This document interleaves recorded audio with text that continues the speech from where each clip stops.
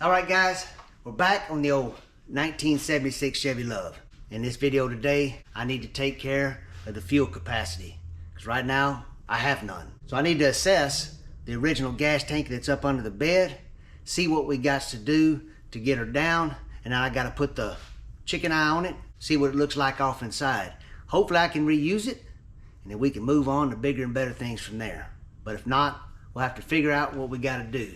But for now, let me take you off this mug right here, get up under the truck, and look at that gas tank. And while we're at it, why don't y'all get a glimpse of this? Yes. Gotta have air conditioner. We off in the summer months here in Texas, so that's how it is. Look at my little buddy right there, hanging out with me in the shop. That's a good thing, I think. Now, over my shoulder, you might have saw this yellow car. Don't worry about that right now. We'll talk about that later. For now, pop this hood up real quick. I got her bolted back down and show you a couple of things that I've done, and then we'll get up under that bed and see what we got to do. Love. Yep. Toy. Got a Hot Wheel Chevy Luv. 11-inch K&N air filter. Believe it or not, no issues with it shutting with the stock hood. Let me explain something to y'all. If you was to buy that air filter right now, you better dig deep off in that pocket, because that thing was $160. That pretty almost merely took me out of the game as far as buying stuff for this truck. That was expensive for a stupid air filter. Probably the best one you can buy, USA made, a little bit of flow. We need all the airflow we can get to feed that 350. Now, a few weeks ago, I got this from Amazon. It's a little reservoir tank. You can use it for coolant, fuel. I don't know why you use it for oil, but they said you can. I think I'm gonna use this for coolant, but for now, it's my little mobile gas tank. That way I can move this thing around the shop here and stuff. We need to upgrade from this right here holding fuel to that original gas tank. So let's get up under the truck, see what we got to do. What's that laugh? I'm an idiot, but I'm also a finely tuned idiot. The old love. The love needs you. It loves you, just like old Dad loves him. So what I need to do now is go ahead and get the back of this truck jacked up so I can get up under it and see what's all involved to get that original gas tank out. And you see that right there? That's a locking gas cap, and I ain't got no key to it. So what I'm gonna have to do when I get that tank out, I'm gonna have to drill that lock out. Hopefully I can be able to remove that cap. When I made my purchase on Rock Auto a few weeks ago to get all the brake stuff, I found this gas cap. It's a non-locking. It cost me $1.50. Don't know if it's gonna fit. Looks a little on the small side. I won't know if it works until I get this cap removed. But for now, I'm not worried about that. Let's get up under the truck and see what has to be done to remove the gas tank. Well, it looks like there's 3 mounting bolts right there. And on the back side, here's the rear end, so that's where it's facing. Looks like it's just nuts. Now we got some crust and dust we gotta knock off to get to them, but this may not be too bad. Where's your safety glasses? What do you mean? If a piece of crust or rust falls in your eye, you're gonna have a bad day. Now I have them on. That's right, safety first. Safety first, guys, safety. You get some crap in your eye, you're gonna have a bad day. I can guarantee you that.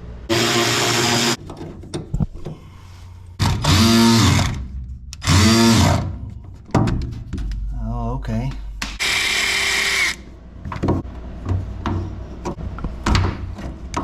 That's bright, put nuts on top of bolts that you can't reach. I was hoping it'd be like a threaded nut cert or whatever that just spun the bolt off and move on from there. Nope, they put nuts on top. Oh no, not good. What? That one's stuck. Probably gonna need a little bit more power. Stepped it up to the blue one. Let's see what happens. There you go. Yes. It didn't come out, it just broke, but I don't care. Piece of dirt. Oh yeah. Fell on me. There's gonna be all kinds of dirt falling off this crusty thing.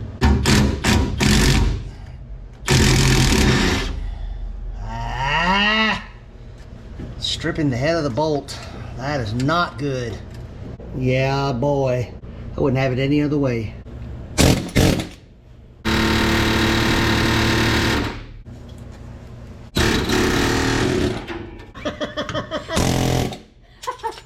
Hopefully the backside a little easier. It's got some crust on it though. Look at that. Oh. Yeah. Ooh is right.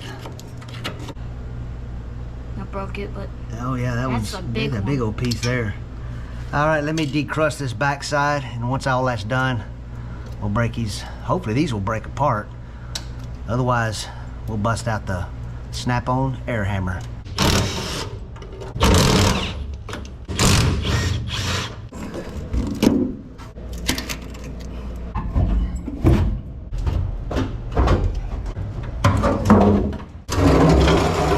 There it is. One dusty, crusty 76 Chevy Luv gas tank. And as I was pulling it out, I heard something sloshing around in there, and I'm starting to smell some funky fuel. So there's probably a little bit of something in there.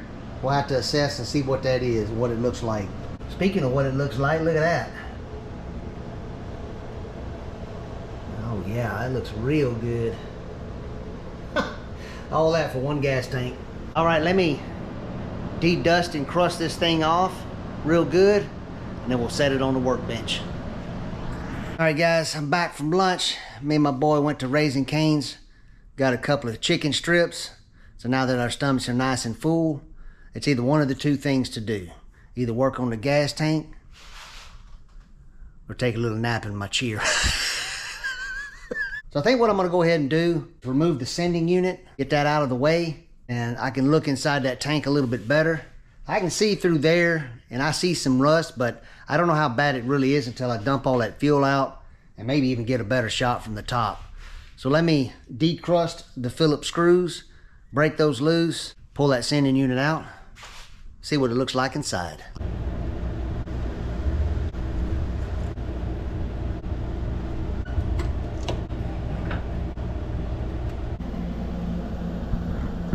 There's inside. As you can see, we got some old stinky fuel. Anybody need some orange gas? Now that I've drained out that stinky orange gas, let me take this turd outside, fire up the pressure washer, and I'm gonna pressure wash the outside of this thing, try to make it as clean as possible. I might even hit that wand inside there and just kind of do what we gotta do, see what happens. All right, let me take this crusty turd outside.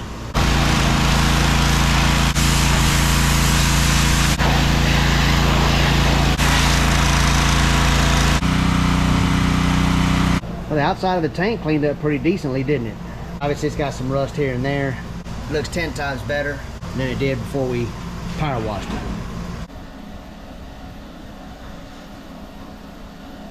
Guys, look off from there. Look at that.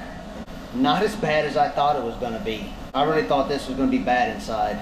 It's got a big circle. Looks like there's a wall right there. There's some kind of baffle. Got a bit of an opening up top, bottom left corner of your screen. There's a little bit of a gap there as well. Guys, I think this tank is usable. Honestly, I'd throw it back in as is and just kind of monitor it and see how it does. But I think I'm gonna try to dilute it with, I got some multi-purpose vinegar, dilute it down, I guess water or something. Maybe look it up, see what I need to do there. Just let this marinate at the bottom overnight. I'm not gonna fill it up full, maybe quarter tank if you would. Now I got a whole lot of tubage going on up here, but really I think there's only 3 I'm gonna use. This is the main one, that's the pickup. This one went to the gas tank filler neck, and I know this one's the return up under the truck. That's the main fuel line, factory fuel line, and that was the return. They're about the same diameter. So I think that's gonna leave this one. This one doesn't even do anything. I don't even know its purpose, and then not using this one. I did not mention this earlier in the video, but this truck came with a charcoal canister. Now a while back I took it out, and I'm never gonna reuse it. And so I think that's what this tubing stuff, the extra tubing, I believe that's what that's all for. I need supply, I need return, and then whatever else is here. Speaking of what else is here, it's my little buddy. Oh yeah. Said you could make a video without me in it. Well, I had to make a video, you weren't here. I did a little research on the old interwebs, and I think I figured out what I'm gonna use. I already have this jug for doing some small nuts and bolts. So I'm just gonna pour this whole jug in here. I'm gonna let that set overnight, maybe slosh it around. Tomorrow morning, I'll rinse it out. You can just pretty much rinse this out with water. When I was doing looking up the vinegar thing, I was reading some people are taking 2 to 3 days to let it set. And then once you rinse out all the vinegar, then you have to go back with baking soda, let that marinate. Some people are using muriatic acid, and you gotta dilute all that. This is water soluble. Once you rinse it off with water, you're done. So that's what I'm about to do.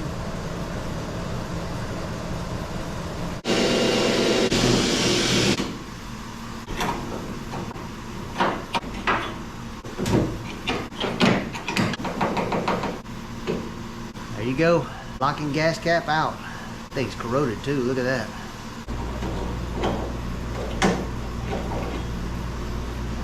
Oh well, I'll have to figure out another gas cap solution because my $1.50 one ain't working. I did skim the interwebs, and it says AutoZone has one that fits this truck. It's like $10 or something like that. So, and it says they have it in stock. But for now, let me show you the bottom of this gas tank. I'm very pleased with how it turned out. Look at that, guys. All that rust is now gone. Now there is the sides right there that I'm gonna contend with, and I'll just have to do what I'm doing now.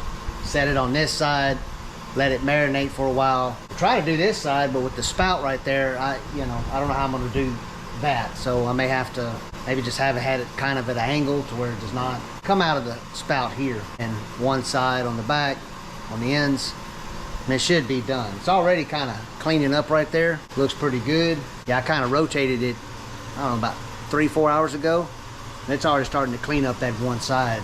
So this tank is very salvageable. Very happy about that. So what are we gonna work on today? Got the gas cap removed. Got my little buddy with me. Oh yeah. He's starting to enjoy being out here in the shop with old Dad. Now, you might be hearing some buzzing and carrying on. That's that fan going. We're starting to get in the hot months. I tell you what, me and my son been thinking about, might be putting a couple of ceiling fans up here. No light kits, just basic ceiling fans. That way I can have a little bit of airflow coming down without having to hear all that, making all that rattling sounds. Because I remember when I was at the old place, I had fans blowing and going when it's hot, and I know the audio was bad. So I'm trying to refrain from using that kind of stuff, especially when I'm filming.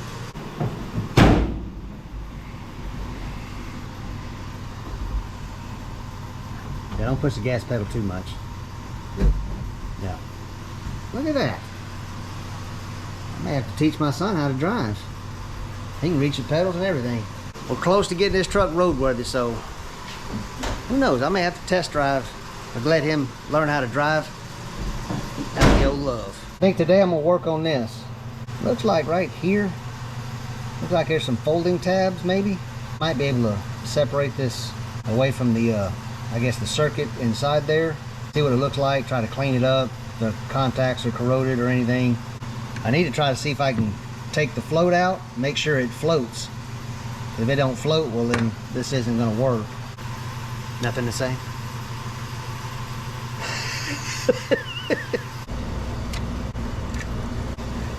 I don't know if I should try to mess taking that thing off, because I'm afraid I won't be able to get it to hold itself on there. I'll look at that later.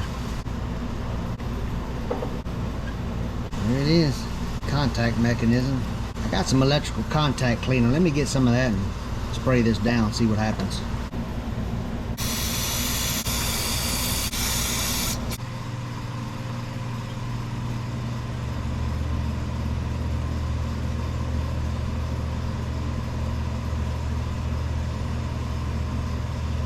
I guess it works. I mean, it's gradually going up. I don't know if that's the right ohm range.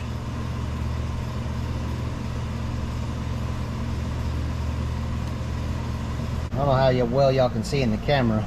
The stem has got some washers. I was wanting to take this apart and clean it up real good. They kind of crushed it right there, so you really can't remove the washer without cutting that or whatever you got to do. So I guess what I'm going to try to do is clean this up best as possible. with it all assembled, see how it turns out. I'll check the ohm readings again, make sure everything's still good to go. And after that, I think what I'm gonna do is take this back outside, jack it up just like we have it. I'm gonna power wash the bottom side of that, get all that dirt and dust and crust off that was falling all over me and stuff. Clean it up outside best we can. That way when it's time to put not my son, but the gas tank back in the truck, then that should be as clean as it can be. I think off camera I'll go ahead and remove that old fuel pump, filter, and all the hoses, everything I don't need down there. That way all that's said and done. And maybe tomorrow or sometime this week, I may just order it online. I need to go ahead and get my fuel pump, fittings, stuff like that. So I got a little money to spend, but I'm very happy about the gas tank being salvageable and be reusable. And hopefully that sending unit works as well. All right, you see this mug, you see that mug, I got work to do. Well, that turned out pretty good, all things considering. Did check it with the ohm meter, and it's still reading the same resistance as it was earlier, so I think that's good. Never check the float and see if it floats.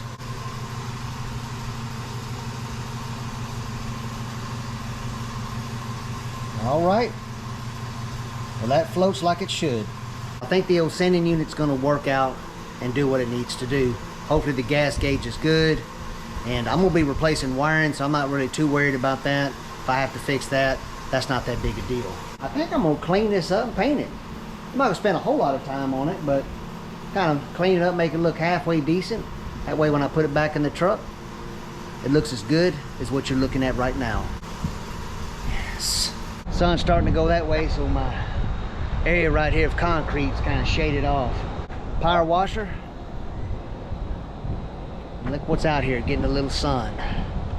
The old 66. All right, let me set up the camera, turn on the water, start power washing up under the bed.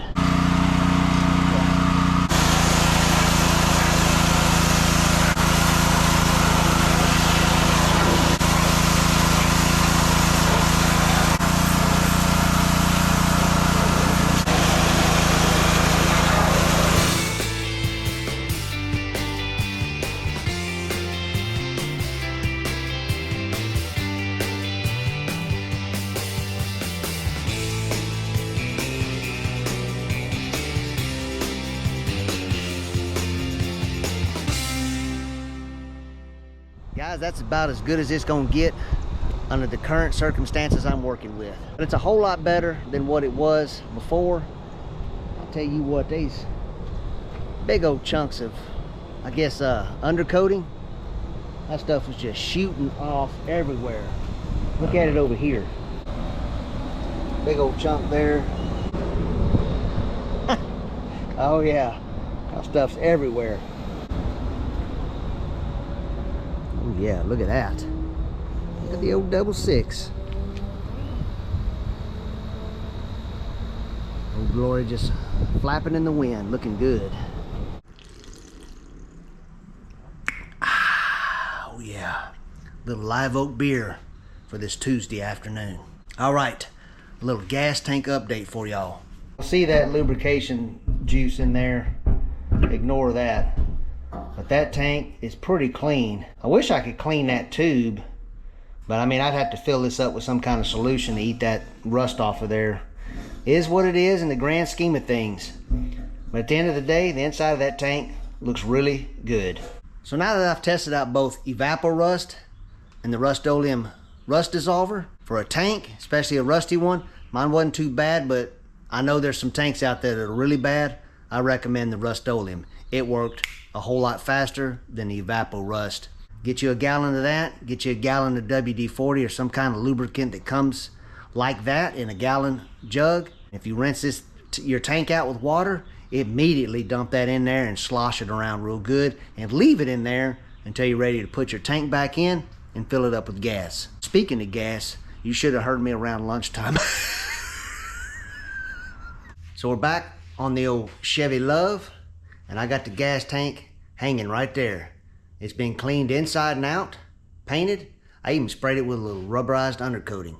So today we're gonna be putting that back in, and I got a bunch of parts and stuff that are inside, that are on my workbench over there. We'll show you that real quick, and then we'll get to installing that tank. It's right over my left shoulder. But like I mentioned earlier in the video, you might be looking in the background saying, what is this fine looking piece of machinery right here? Well, what you're staring at is a 1953 Chevy Bel Air. 2-door, hardtop. Hardtop meaning no post. Empty when all the windows are down. Looks good, I think. I'm actually more of a fan of the hardtop than the post, but I like them all. 4-door, convertible, 2-door hard, 2-door post. I like all the Bel Airs, really. Personally, my favorite is a 1957 Chevy Bel Air, but I can guarantee you one thing. You find one as clean as this one, it's going to be a very expensive car. Now, believe it or not, this car is all original, unmolested, and it's got the original drivetrain. It's not under the hood. The original 235 straight sixes right there. I got the transmission intake. I got everything to put it back together. The only thing I'm missing, unfortunately, is the distributor. This car is super, super clean. No rust. I say no rust. There's a chance there is some rust in nooks and crannies you can't see, but the general stuff that you would think would rust, I'm sure that may be a common spot for these cars to rust, because it looks like that would accumulate water, probably around the trim, obviously floors and trunk pan, stuff like that. This car is completely solid. Believe it or not, the 235 in 1968 spun a bearing, and this car right here has been parked in the garage ever since. That is highly unusual and amazing at the same time, that a car has only been on the road for 15 years of its life and been parked in places like this for the remainder of it. 72-year-old car, original paint, original interior. I mean, all original and no rust. So I found a pretty good gem. I can tell you what, I had to dig a little deeper than I wanted to obtain this car. I think I got a good deal overall, because I'm a patina guy myself. As you know, the hat says, sweet patina is where it's at for me. So I like these, I like this kind of look. Nicely charactered vehicle, the patina, the fading, all the scuffs and scratches that it gets over the year. But I like a vehicle with a lot of paint still left on the car or truck. And this has got a lot of factory paint left on. I mean, look at the white top. Generally, that stuff's all mostly gone a lot of times. Let me give you a quick rundown. Park 68 because of a spun bearing. Grandson in 2000, I think it's 6 or 9, decided to take this engine out and get it rebuilt. So he had the front clip off, pulls the engine out, gets it rebuilt, got the receipt for it. $1,900 later, he gets his engine back, and for whatever reason, he didn't know how to put the car back together. This is what KC told me. KC's Paint Shop is who I bought this from, believe it or not. You don't know who that is? That's the original painter that was on Gas Monkey. Had the long socks, red hair. I think he always had his hat backwards. Pretty cool guy. He bought this car, and his idea was to do, big money stuff. LS, 6-speed, coilovers. Make it cool looking like it is, but fast. He's a fast kind of guy. So if you don't know who that is, look up Casey's Paint Shop. You'll know who I'm talking about real quick. He never got around to it. It just sat in his shop, not his working shop where he makes money, but his actual shop at the house. He did clean this car. That's why it's got a shine. It's not, I didn't do any of this. He put the KC touch on it, put the clip back on it, because his intention was to never use that. He had it on lift, power washed the bottom. The bottom of this car is really clean. I'll have to show you all that if I make a video on this in the future. Look at that, guys. Thought I was playing. 1968 is the last time this car was registered. And to confirm that, that's the last time it had plates on it. Let me show you the interior real quick. It is all there. Door panels aren't terrible. Armrests are probably the worst. It's got some damage here, but I bet if you clean that up, you could probably live with that. That one's a little bit more, a little bit torn right there by that door handle. I do have the armrest for it. Where is it at? Oh, here it is. It's right there. They do repop these, and if I was to redo the interior or anything, then I would probably replace that. Look at that steering wheel. This ain't right. I've been looking at this, and I looked at cars online. I said, this is supposed to be straight. So I don't know what happened there, why that's messed up, but that can be fixed, I'm pretty sure, pretty easily. Bunch of literature, some of it printed out, some old books. Right there. Little book there, but yeah, it's a breakdown of the old 53 Bel Air stuff. I mean, it's all original interior, but you know, this seat, unfortunately, this is gonna have to be recovered. I thought this was neat. It kind of angles away, so I guess you get in and out. I haven't cleaned this car, so everything you're seeing here is how I received it. Back seat, I believe, is in good shape, actually. Yeah, I mean, it's obviously 72-year-old upholstery, but no tears. Unfortunately, that sucks. One tear. Look at that headliner. Outside of that one tear, that is nice. All the chrome, what do you call those, hoops or whatever? All there, visors there.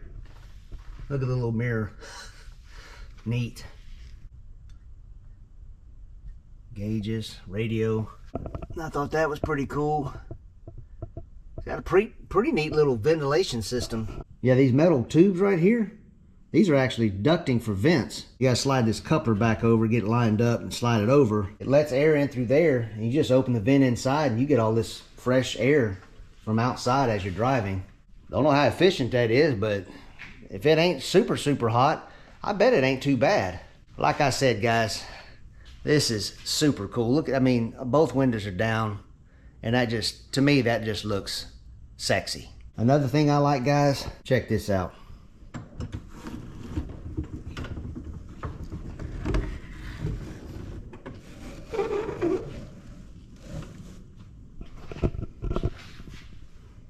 I don't know, that just looks cool to me.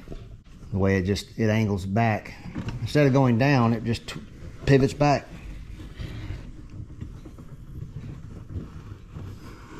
All in all, this is a pretty solid car. Does have a busted taillight, yep. Passenger side, I'd have to find one of those. Look at all that character. Scuffs, scratches. All the trims there, fender covers or whatever those things are called. Kind of wonder if this thing was at Pikes Peak back in the 60s or something. That's pretty cool. All that trim there. Not very many dings here and there, but nothing too serious outside of the driver fender. All original wheels. Even the spare, I believe, still has the original tire on it. But right here, yep, that's a disappointing dent, because that's a pretty good one. I don't know if that could be body worked out by a metal magician or something. The hood, I believe, is pretty solid. Still got that airplane arrow looking thing, however you call that. Look at all that white paint still there. Look at all that white paint, guys.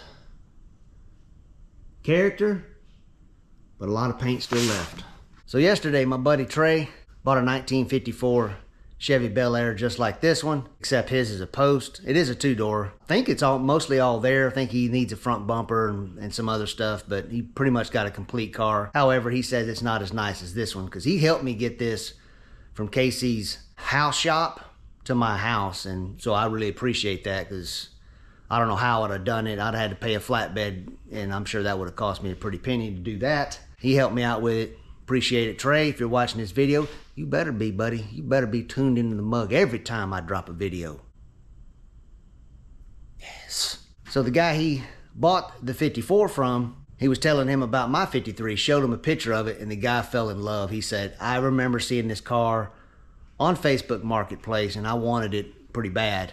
But he didn't get it. I got it.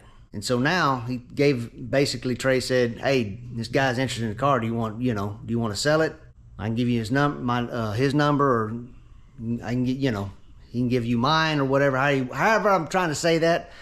I understand the old noodle sometimes gets cluttered up, but you know what I'm trying to say. I said, yeah, go ahead and tell him, you bring money and give me a little extra, you can have it. I'm not attached to the car. I really do like it, but I'm not attached to it. So called the guy yesterday, or he called me yesterday, excuse me. He's supposed to come by today and look at it and see if he really and truly does want it and is as nice as it was in the pictures. It is. I may be showing you this section of the video for absolutely no reason, honestly. But it is a cool car. little walk around just in case the next time you see me working on this. Who knows, this may not even be here anymore. We'll see if the guy is really interested and wants it that bad. But for now, what the video is all about is this 76 Chevy Luv. So we got the gas tank hanging up. Why is the hood up? I don't know. But we got the gas tank hanging right there. You get that back under the truck. Got some parts on the table. We'll go through that real quick. Love time. I think this is everything I'm gonna need to make that electric fuel pump from Carter run and spin and suck fuel out of the tank and hopefully send it to the 350. Couple of on-off switches. Probably gonna have one, obviously, to turn the fuel pump on and off. And I got a spare one for whatever. I may have something else I need to turn off and on. That's gonna be my pre-filter before the pump. And this is my post filter. Has a built-in return to it. So this is 5/16 in and out with a 1/4 inch return. I actually wanted to run an Edelbrock 1791 electric fuel pump. I've owned 2 so far. One was in that 70 that I sold. The second one is in my 66 Chevy C10 and it still works perfectly. I love those pumps. However, Edelbrock decided that they think it's worth $280. Now at some point, you just got to draw the line and say, you know what, I'm tired of being screwed over. I paid, in 6 years ago when I did the engine swap on the 66, it's right outside this wall, that's why I'm pointing at the wall. But 6 years ago I did an engine swap and I immediately knew what pump I was gonna run. Paid $200 6 years ago. So you're telling me that Edelbrock needed to inflate the price of that pump by $80. I don't think so. I'm tell you what guys, to get serious, no jokes aside, we're getting screwed. They're taking advantage of us with all this inflation crap. Oh, everybody's raising the price of eggs and milk, and we'll just raise the price up of this and that and the other. And it ain't costing them any extra to make. That pump's made in USA, Edelbrock. You ain't got no tariff excuse. There's no reason to inflate it that much. You're probably making a killing every time you sell that pump. $280. By the time you pay tax, that's a $300 pump. That's ridiculous. This Chinese-made Carter pump, $100, and it came with fittings and all the stuff you need, and even a bracket to hang it. You don't get that with the Edelbrock. Now, if you threw some fittings in there, some good ones, and a filter, all right, not a bad deal at that point. Still pricey, but worth it. Edelbrock's starting to get crazy, and I know what part of the reason is. It's that stupid logo that they got. They put that on there. They think that's worth an extra $100. Heck, go to that idle up solenoid I did on my 66 for the AC. That was a $240 solenoid. It's a little rinky-dink bracket and a solenoid. The more I think about it, I shouldn't have bought it, because that was ridiculous in and of itself. Now that my rant is over, I'm telling you what guys, we're getting screwed. These companies are doing this stuff and I don't like it. It takes the fun out of doing this stuff, because every time you go buy something, what you paid for it a few years ago, heck, a few months ago, I was paying something and it's now up higher. It's ridiculous. Y'all didn't come to hear me rant, but I know you agree with me. I know you do. Actually, it looks pretty good. That rubberized undercoating turned out pretty nice. Got everything I think we need to get this done. I also got all the hose I need as well. I got 3/16, I got 1/4, 5/16, 3/8. I got it all. And I got plenty of footage of hose. So I got plenty of hose to get this put back together.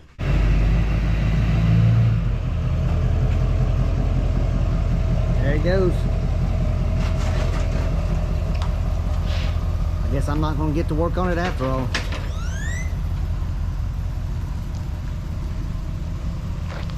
I got to find something.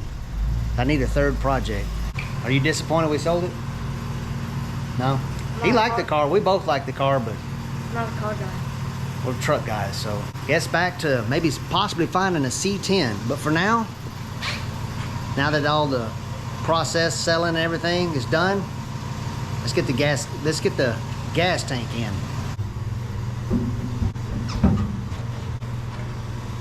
I had installed the supply and return hose, add a little extra length. I'll show y'all here in a minute what the pump looks like, but I think I'm gonna mount it on the outside of the frame. Return line's right here. Got me the hose. I'm gonna connect that real quick, and then we'll grab that pump and start seeing what we gots to do. All right guys, so this is gonna be my pre-filter. 5/16 on both ends, 10 micron. I think you can take these apart and clean the filter element if you need to. So that's gonna go before the pump. Here's the pump right here, made by Carter. It's a Chinese pump, but there's the part number. There's your instructions, hardware, fittings, connector. There's the pump itself and your bracket. I messed with this a little bit off camera yesterday, and I think I know exactly where I want to put this pump. So let me show you that, grab some tools, and let's see if we can get this thing mounted today. Well, after about 2 hours of looking at this pump bracket, I thought I had the location picked out, but the more I looked at it, the worse it got. So originally, I was just gonna mount it here with the bracket. The pump was gonna hang down. It just hung down too low for my taste. Plus you could visually see it. I just didn't like it. So I had some scrap metal, cut that out. Already drilled the holes and mounted the actual pump bracket. I think what I'm gonna do, something like that. Just weld it to the frame there. I'm gonna set up a lot higher and get it out of the way. I'm not 100% satisfied with that either, but it's the best location that's near the tank and being out of the way and all that other stuff. Inside the frame was kind of the same situation, so this is where it's gonna be at, and if I don't like it, then I can always take it down and do something else. But for now, that's where it's going. So let me get the old welder set up. Let's get all this suited up here, and I'll do a few zaps on my newly made fuel pump bracket.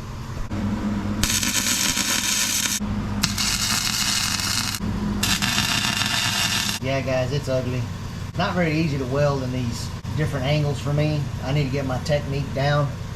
I can promise you this, it ain't going nowhere strong enough to hold that pump in place. And I have a sneaky suspicion this frame is thin in certain areas, because I mean it blew a hole right there, and I did nothing any different than I did these. That tells me this frame is thin. If you look at it over here, I noticed that earlier.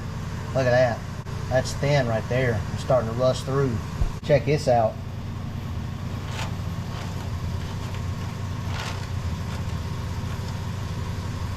What we got there? Oh yeah. Guys, this frame, I can feel it. It is packed with dirt and probably loose metal chunks. I have a sneaky suspicion there is some thin spots on that frame, probably throughout. Guys, let's face it, this truck's cool and I'm enjoying doing this project, but this thing is really rusty. And seeing that in the frame, those thin spots, starting to concern me a little bit. I mean, sheet metal and stuff like that, you know, certain areas on the floor, that's one thing. When you start seeing thin spots on the frame and it's starting to eat its way through from the inside, yeah, it gets a little scary at that point. Now that we've seen my crappy welds, let's go ahead and mount the bracket back on, get the fuel pump in place. I guess go ahead and start routing and testing all the hoses, get them all in position, and then probably off camera after I get all that said and done, I'll probably take everything down and just kind of skeet a little black paint or something on there so that that bracket that I crap welded on doesn't turn rusty and crusty like the rest of the frame. All right guys, everything's rough fitted in. I still need to put clamps on it, but right now everything's pretty much cut to fit. Even though it came with a straight fitting, I'm gonna run a 90 right here. And there's the line going to the hard line that goes to the front. And I'm gonna use that threaded hole right there. I'm just gonna clamp that. And I'll keep that line nice and secure. Keep it from flopping around, rubbing anything. I think that's gonna work out really good. Now I'm not done out here, but to give you a little showing of how this is gonna look. So I stole that bracket. That was the fuel filter bracket that clamped near the tank. So I took it out because this fuel filter fits perfectly in there. This is the one with the return. The return's already connected. Got it coming from... Really? A little burp in my video. And the last thing I'm going to do before I connect it to the carburetor is I'm probably going to have like a clear bottle, jug or whatever. And when we run the pump officially with gas in the tank, I want to make sure that whatever may be in the lines, any trash, that it goes in the bottle first before it goes into the Edelbrock. Oh yeah, another good beer to end the weekend. Well, with the sale of the car, going to Summit Racing yesterday, get the parts I needed, trying to figure out how I'm gonna mount the pump. I didn't get as much done today as I wanted to. That's all right. I have a pretty clear weekend, I believe, next week. I think we can get everything finished up now that everything's done. I'll probably do some stuff off camera Trying to get a little bit of a head start. That way I can officially put gas in that tank. Hopefully that pump works and all that other stuff. But for now, I'm gonna hang out with my little buddy, shoot the breeze with him.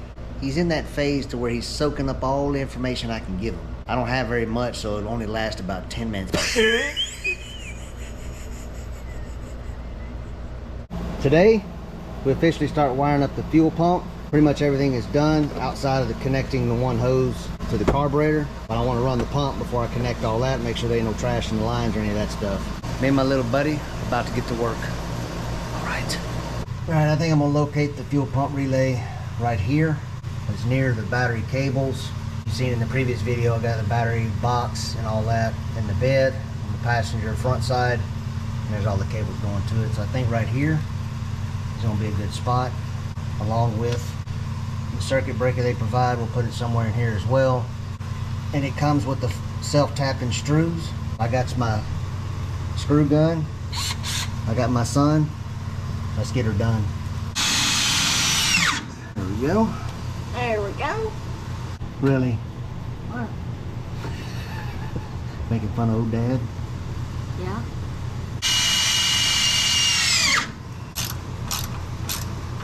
Looks good enough to me. Now you may not be able to see it in the camera, but it's kind of nice. I don't know if other wiring companies do that, but each wire is labeled. Like this one says to 12 volt switched. The big yellow wire, sorry if y'all can't see that, but it says to fuel pump. The big red wire says to battery.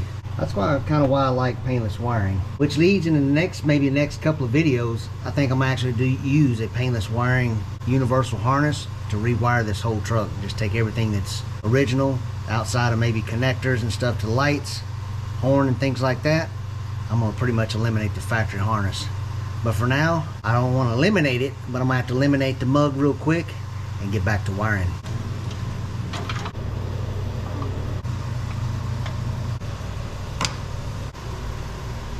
I thought actually wiring it through the frame will be better than trying to come across and deal with these sharp edges and trying to deal with all that. I figured I'll just go through the frame. Got all kinds of packing in there for cushion and protection with the dirt and the rust. I figured that'd be good. Come out right there. Boom, there's the pump. I just need to connect these two. Positive side will be done. And I just gotta take the negative cable, find a spot somewhere here on the frame, and then that part will be done, and then we can finish the rest of the wiring. So instead of splicing these two together, I think I'm gonna use this connector, crimp that on there. That way if I need to pull this wiring out, I can, and I can always cut that off and add another one if need be, if I want to change any of this up, and this will stay the same.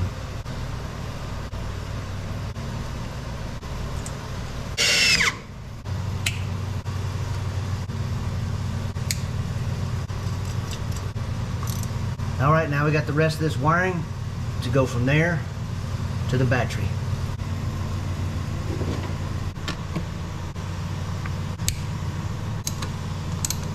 All right, power wire's done. If you have not seen this battery box, it's made by Moroso. Just under $100 bucks. I don't remember what I paid for it. Pretty good box, I like it. New battery from O'Reilly's, good to go.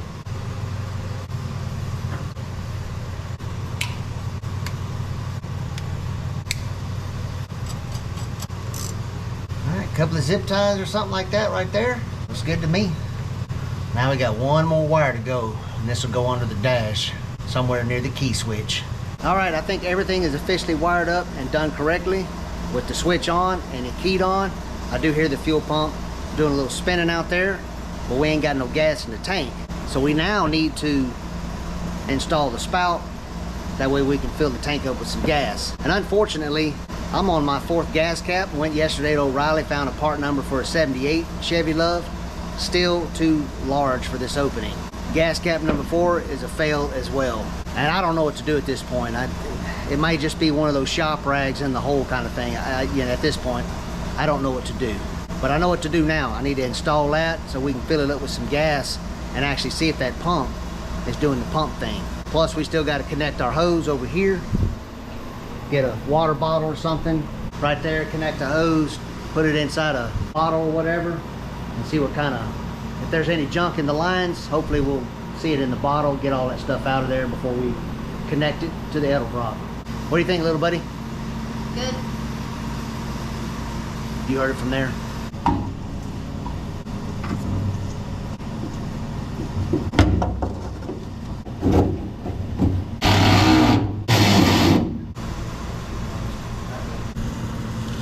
Hold on, let me get my headphones. I'm not gonna run the engine, I need you to watch the bottle. Here it comes.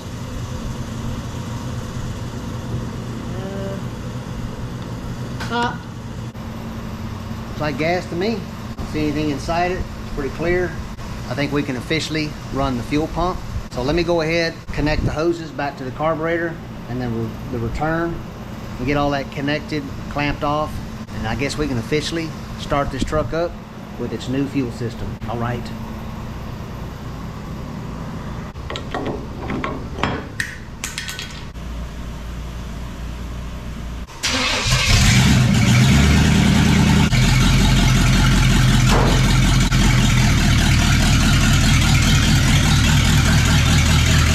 All right, we're gonna move to 66.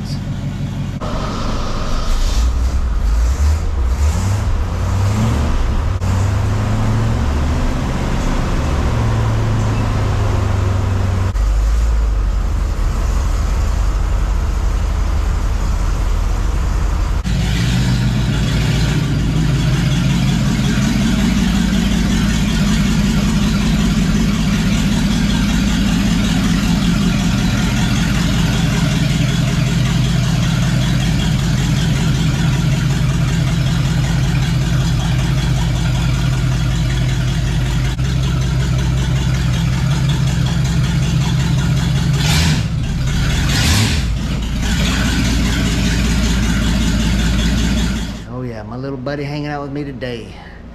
Tell you what, guys, it's really, really, really hot outside. After we did the T-bone shuffle with the trucks, shut the door, I went in and went to AutoZone to get my gas cans filled, and I had the door shut, so we just got back from doing that. Kind of let the shop cool down again because it got hot just like that. Yeah, really the only leak I had was the return portion right here, because this is a 3/16 line, and the nipple coming off of the filter is 1/4 inch, and I couldn't get the 3/16 over the barred portion of the filter, so I had to run a 1/4 inch hose. So I really had to clamp down on it, and I used 2 clamps, and that solved that leaky issue. I didn't put a clamp on there, but it doesn't leak, so I probably won't even worry about it. As far as the gas gauge, seems to be working okay. I guess when I put more gas in it, we'll see if when the tank is full, will the gauge match it? I'll find that out later on. Whenever I get this thing back on the road and I can actually drive it to a gas station, then I can fill it up for sure. I mean, I guess I could fill it up with the gas can, but I'll deal with that later. Fuel pump is working. Actually, that thing is really, really quiet. I saw some mixed reviews on that, being that they say it's loud or whatever. It's far from the truth. That is very, very quiet pump. It's actually hard to hear. That's my only dilemma, gas cap. Hopefully I can find one or figure out something that's somewhat acceptable, other than maybe you might, back in the old days, people just stuff a shop rag in there or whatever. And exhaust pipe. Yeah, which leads into the next video, exhaust. I have mixed emotions. I kind of want to just take this to a exhaust shop and say, guys, get her done, tell me how much it cost, or possibly make a video and do it myself. I'll think about it as I edit this video, and the next time you see me and see my boy, you'll know what we'll be doing. Who knows, maybe the exhaust system will be done, and we'll take it for a test drive for the first time since 1997. All right, guys, well, that pretty much wraps this video up. You got anything to say, buddy? You enjoy hanging out with old dad in the shop? Mm-hmm. I enjoy spending time with him. He's now starting to hang around and wanting to do this kind of stuff. Not very many kids want to hang around rusty, crusty turd trucks like this one, but he seems to enjoy it, and I tell you what, I really do enjoy spending time with him as well. Who knows, maybe in a couple years, my old girl, she'll start wanting to come around here and hanging out in the shop as well. I doubt it, she's a girl. All right, guys, like I always say, until then, thanks for watching. Goodbye. Goodbye.